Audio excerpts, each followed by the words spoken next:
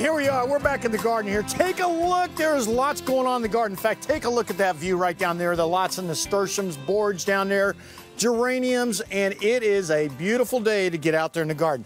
Now, look, a couple things you need to keep in mind. We are changing over the seasons. We talked about that last week.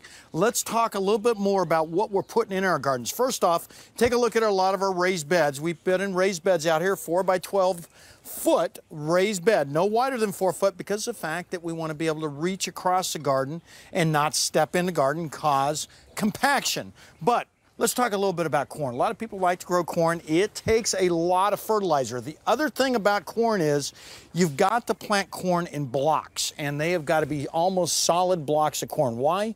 Because the pollination comes off those tassels at the top, and those tassels have got to be densely, basically planted to be able to get what we call complete pollination on the whole cob of the corn, it's basically. And remember, like we said, we need a lot of fertilization. So when you're planting corn, make sure you plant that, a lot of squash underneath it, maybe melons. It works out great, and especially those beans, because the beans will actually help fertilize the corn. I know that sounds crazy. You can all read it in my book, Extreme Gardening. Now, some other things to think about. Right over here, you can take a look at a lot of different types of herbs we're putting in right now.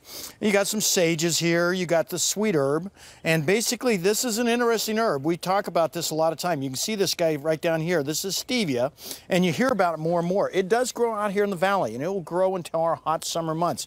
The leaves are very, very sweet, so it's a great herb to grow and grow out in the garden and grow naturally and, of course, organically. Peppermint is another one. Now, we plant peppermint. When we plant it, we'll plant it right in the container. Let me grab this guy from behind the lemongrass there.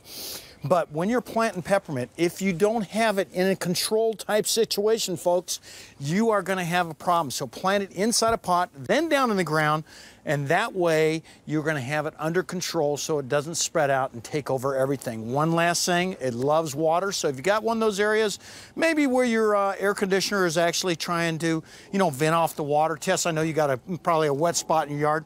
Peppermint is one you might want to try. And Tess, I understand we're going to be taking some calls here, girl. We are. As always, Dave, you help out our fantastic viewers who always have gardening questions.